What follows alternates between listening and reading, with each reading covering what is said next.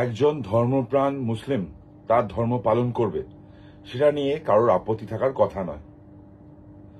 যদি আপনার ধর্মকে আঘাত না করে তিনি ধর্ম পালন করেন, তিনি করতেই পারেন, নর্মাল। মমতা বন্দ্যোপাধ্যায় রেড রোডে গেছিলেন, সুতরাং এটা নিয়ে আমার কোনো আপত্তি নেই, তিনি যেতেই পারেন। নিজের ধর্ম পালন করা কোনো আপত্তির ব্যাপার নয়। কিন্তু প্রশ্ন অন্য জায়গায় হলো, ছোট ছোট জিনিসগুলো খুব ইম্পর্টেন্ট হয়ে দাঁড়ায়। তিনি গেলেন এবং তার বক্তব্যের শুরুতে যে কথাটা বললেন, সেই কথাটা ধরেই আজকের এই প্রতিবেদন। আগে তার সেই ছোট্ট কথাটুকু শুনে নিন, সেটা খুব ইম্পর্টেন্ট। কেন ইম্পর্টেন্ট সেটাই আপনাদেরকে বলবো। আমি আপনাদের খিলাফত কমিটির পক্ষ থেকে এবং সারা পশ্চিমবাংলা এবং সারা ভারতবাসীর পক্ষ থেকে আপনাদের সবাইকে এই যে খুশি ঈদ, আমি ঈদ মোবারক জানাচ্ছি। আপনারা শুনলেন এই ছোট্ট অংশটুকু, শুনে বুঝতে পারলেন কি কার কথা বলছি?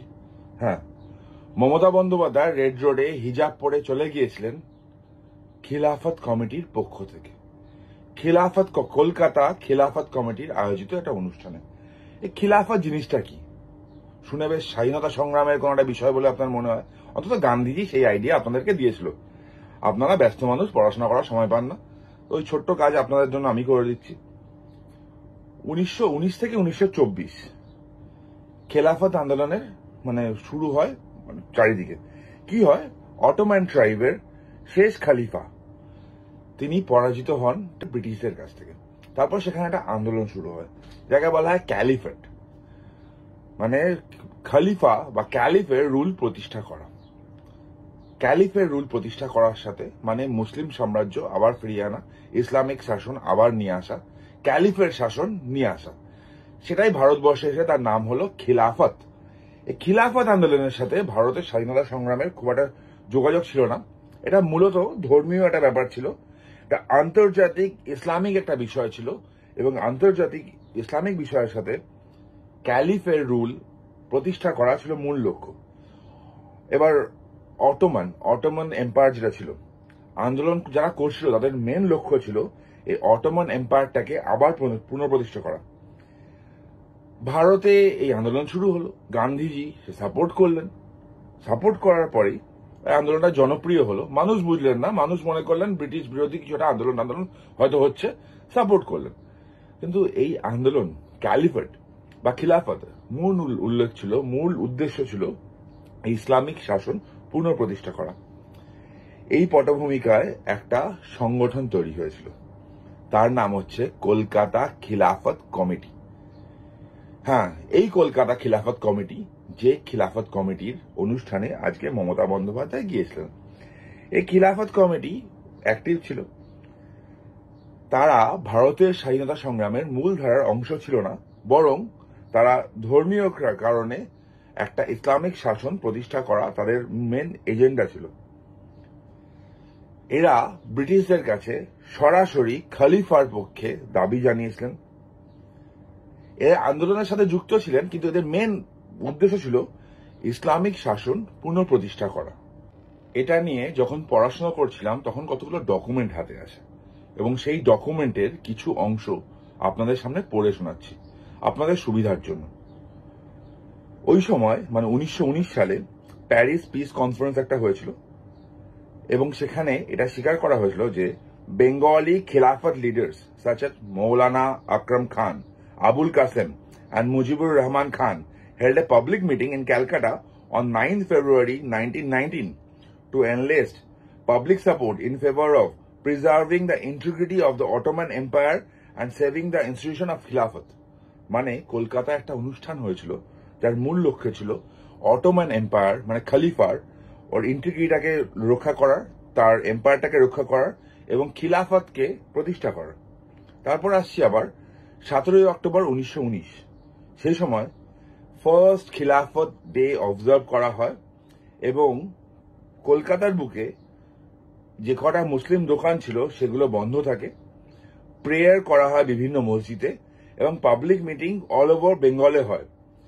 23 এবং 24 November 1919 the first all India Khilafat conference was held in Delhi, presided over A.K. Fazlul Haq from Bengal. It was decided that until the Khilafat issue was resolved, there would be boycott of British goods and a policy of non-cooperation would be adopted against British. মানে ব্রিটিশরা যতক্ষণ এই খিলাফত ইস্যুটাকে solve না করে ততক্ষণ ব্রিটিশদের পণ্য বয়কট করা হবে এবং নন কোঅপারেশন হবে। তারপর 1920 সালে এই নাখোদা মসজিদের উল্টো দিকে প্রতিষ্ঠা হয় ক্যালকাটা খিলাফত কমিটি। হ্যাঁ, যার প্রোগ্রামে মমতা বন্দ্যোপাধ্যায় আজকে গিয়েছিলেন, সেই ক্যালকাটা খিলাফত committee. The first Bengal province Khilafat conference was held at Kolkata Town Hall on 28-29 February in 1920 with several members of the Central Khilafat Committee in attendance. Prominent Bengali Khilafat leader participated in the conference and reiterated that non-cooperation and boycott would continue unless their demand on the Khilafat problem were met. The conference decided and observed 19 March 1920 as the second Khilafat Day. মানে আপনারা বুঝতে পারলেন এর সাথে স্বাধীনতা সংগ্রামের কোনো সম্পর্ক ছিল না। তাদের মেন উল্লেখ্য ছিল খলিফার শাসন পুনঃপ্রতিষ্ঠা করা, ক্যালিফেট আনা, অটোমান ট্রাইবকে পুনঃপ্রতিষ্ঠা করা, মানে ব্রিটিশদের আগে যেটা ছিল মুসলিম শাসন ছিল সেটাকে পুনঃপ্রতিষ্ঠা করা।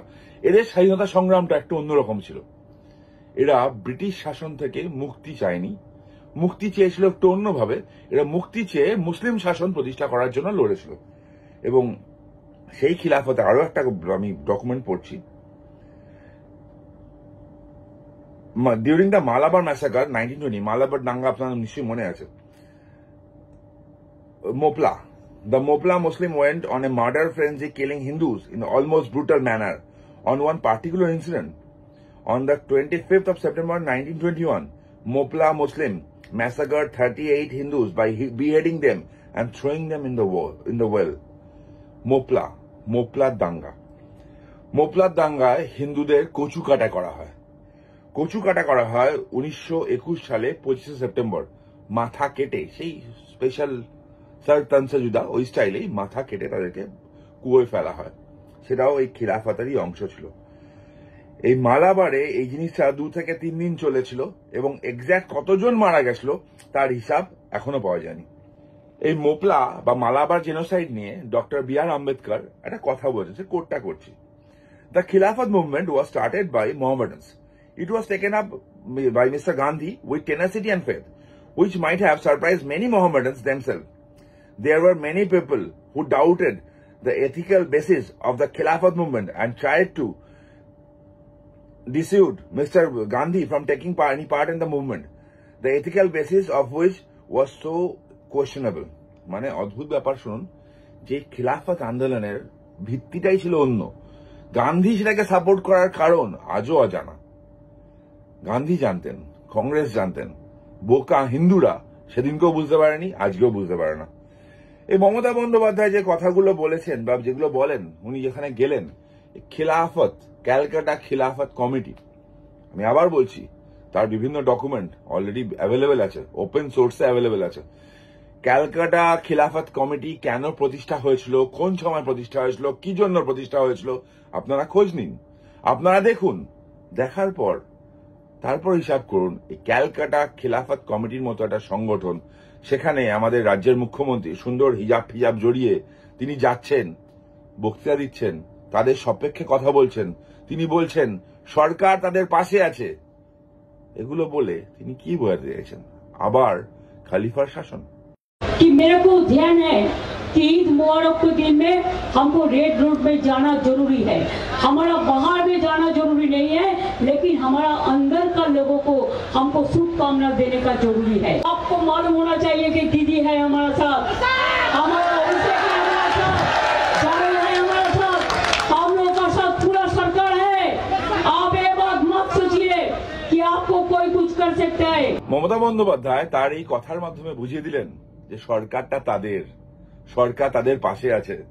তিনি ক্যালকাটা খিলাফত কমিটির প্রোগ্রামে গিয়ে বুঝিয়ে দিলেন তার আসল উদ্দেশ্যটা কি। সেই পুরনো ইচ্ছা এখনো চলছে, কিন্তু ক্যালিফেট বা খিলাফত এখনো চলছে, কিন্তু সেই পুরনো সুপ্ত বাসনা এখনো আছে কিন্তু, এবং সেই বাসনাকে হাওয়া দিচ্ছেন মমতা বন্দ্যোপাধ্যায় শুধুমাত্র তার ভোট ব্যাংকের স্বার্থে, শুধুমাত্র রাজনীতির স্বার্থে। তিনি বারবার বার্তা দিচ্ছেন যে তিনি তাদেরই লোক, তিনি তাদেরই মুখ্যমন্ত্রী। তার বদলে তারা যাবতীয় রকম ভাবে হেল্প করছে মমতা বন্দ্যোপাধ্যায়কে। তার উদাহরণ আপনারা দেখেছেন। সিএএ প্রোটেস্টের নামে পুরো যখন পশ্চিমবঙ্গ জ্বলল, কারা পিছনে ছিল আপনারা জানেন। বিভিন্ন সময় বিভিন্ন ইস্যু করে, হিন্দু মুসলিম ইস্যু করে ঝামেলা কারা পাকায় আপনারা জানেন। ছোট্ট ইস্যু, নন ইস্যুকে ইস্যু বানিয়ে ক্যাওয়াস কারা করে আপনারা জানেন। এবং মমতা বন্দ্যোপাধ্যায় অদ্ভুতভাবে চুপ থাকে, কারণ তার মনের সুপ্ত ইচ্ছা হলো ওই ক্যালিফেট, তার জন্যই তিনি যান।